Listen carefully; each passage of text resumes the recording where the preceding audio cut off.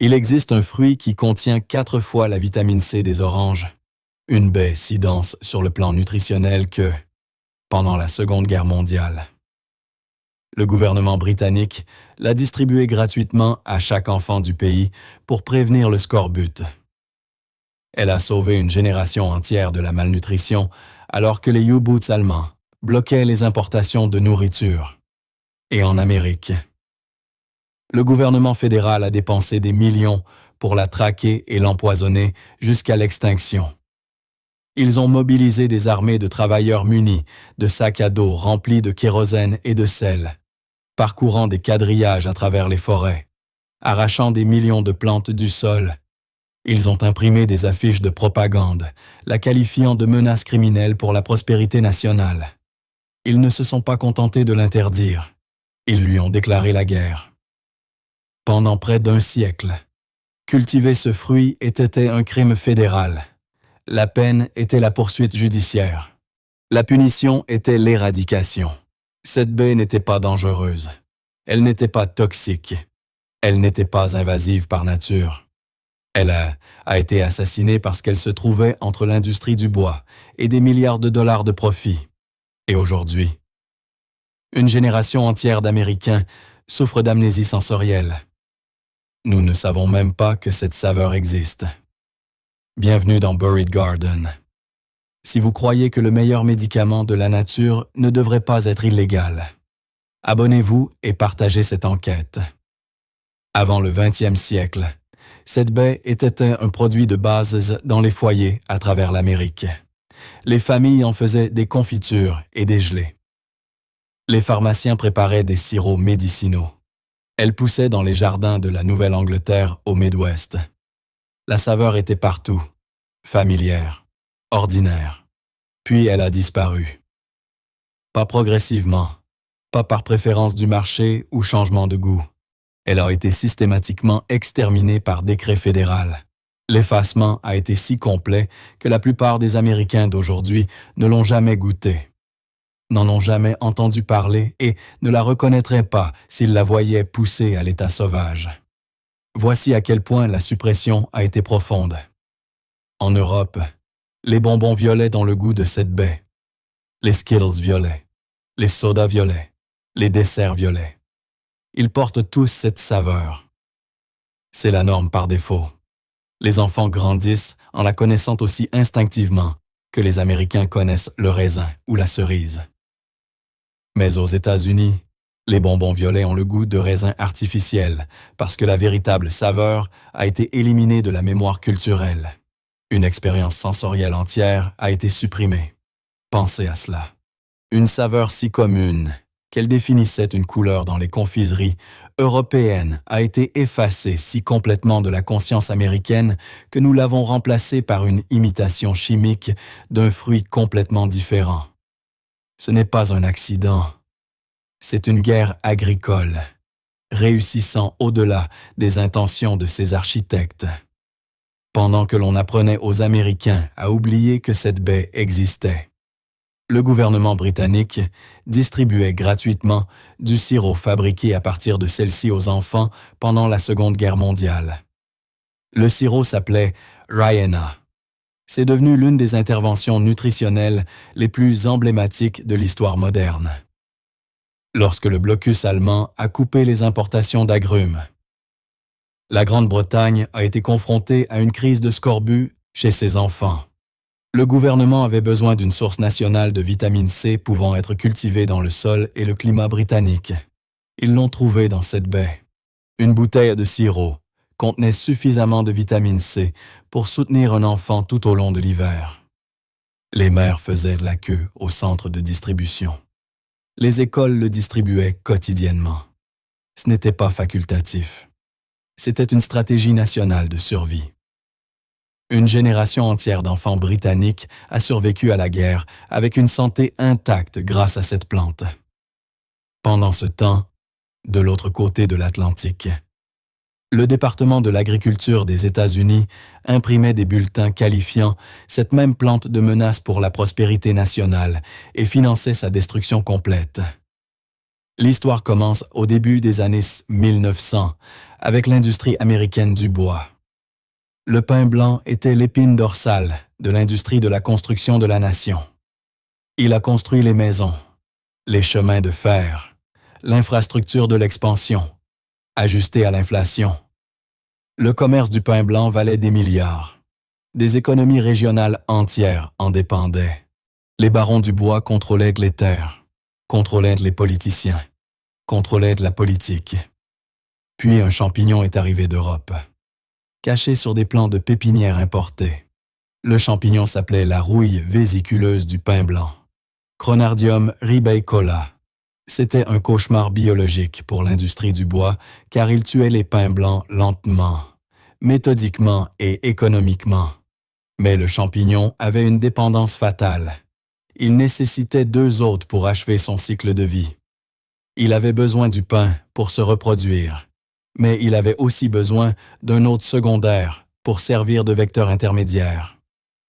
Cet hôte était le genre ribes, les cassis et les groseilles à maquereau. Le champignon infectait le pain, libérait des spores. Ces spores dérivaient vers les plants de ribes voisins et les infectaient, puis produisaient une seconde génération de spores qui retournaient vers les pins, complétant le cycle. Sans ribes, la rouille ne pouvait pas se propager efficacement. Elle resterait localisée, gérable et économiquement non pertinente.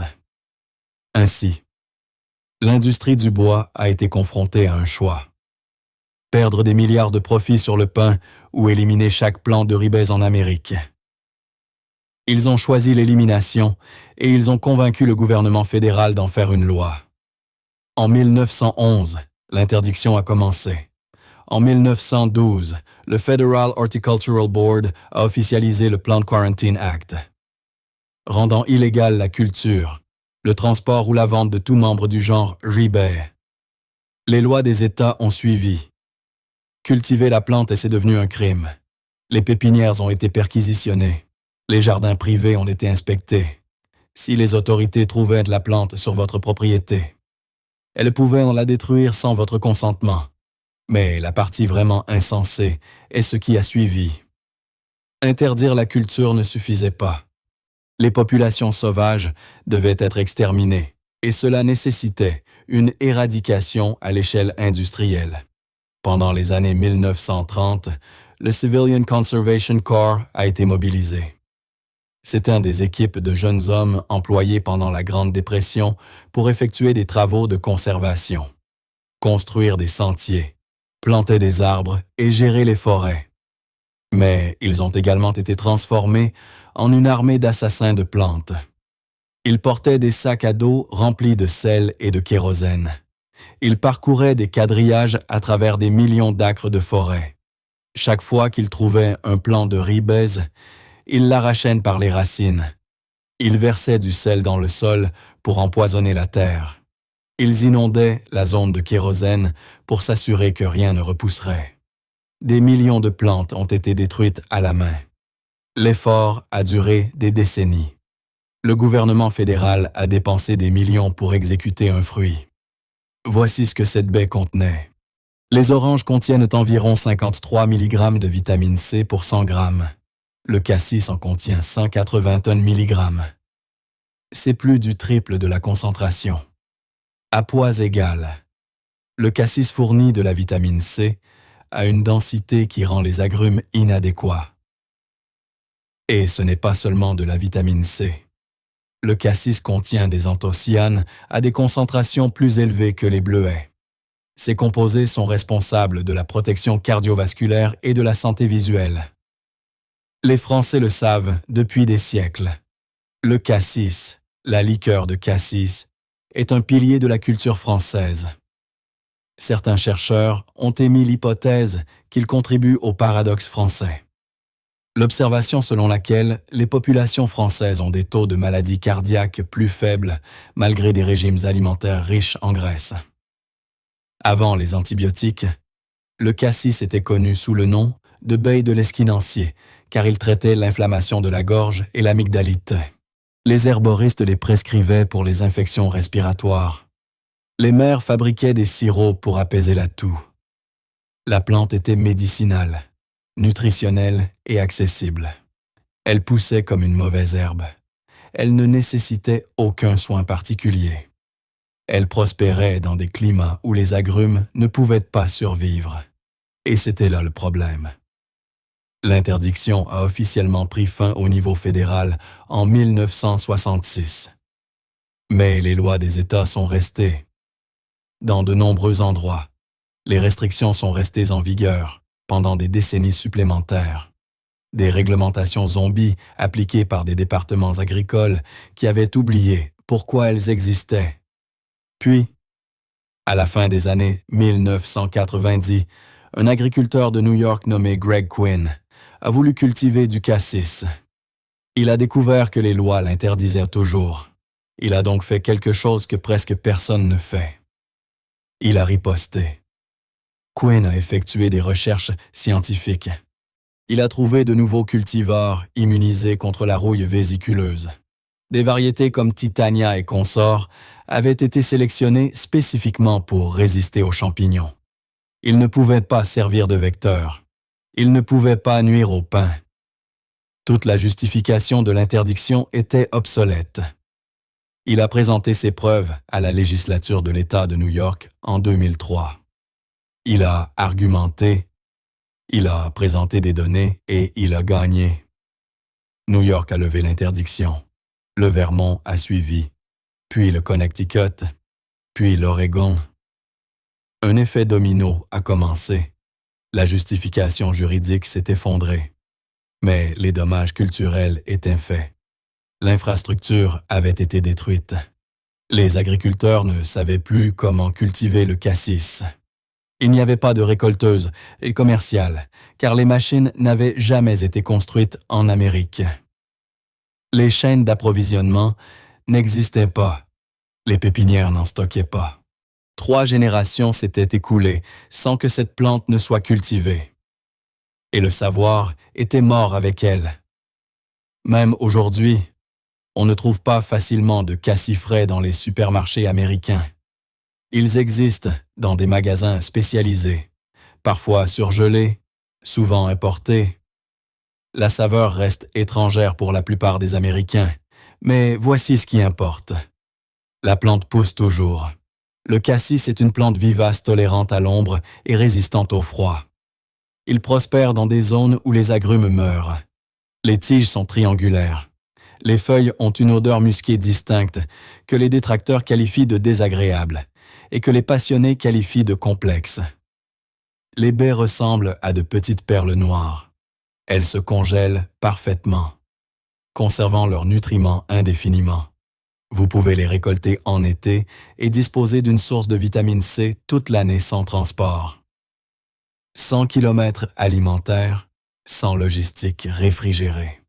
Ils poussent comme des mauvaises herbes parce que c'est ainsi qu'ils ont été classés pendant un siècle. L'interdiction n'a jamais porté sur la protection des forêts. Il s'agissait de protéger les profits du bois d'œuvre. Le gouvernement a choisi les actifs industriels plutôt que la santé publique. Ils ont choisi des milliards de revenus de bois plutôt qu'un super aliment de jardin. Et ils ont si bien réussi que même maintenant, des décennies après la fin de l'interdiction, le fruit reste presque invisible dans la culture américaine. Nous pensons que les oranges sont le roi de la vitamine C uniquement parce que le véritable roi a été exécuté. Mais l'exil est terminé. Les cassis sont maintenant légaux dans la plupart des États. Ils sont disponibles. Ils attendent d'être replantés.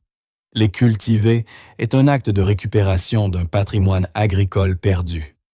C'est une résistance contre les industries qui nous ont convaincus que nos seules options sont ce qu'elles nous vendent. Elles ont essayé d'effacer cette saveur de l'histoire. Elles ont presque réussi. Mais la plante a survécu.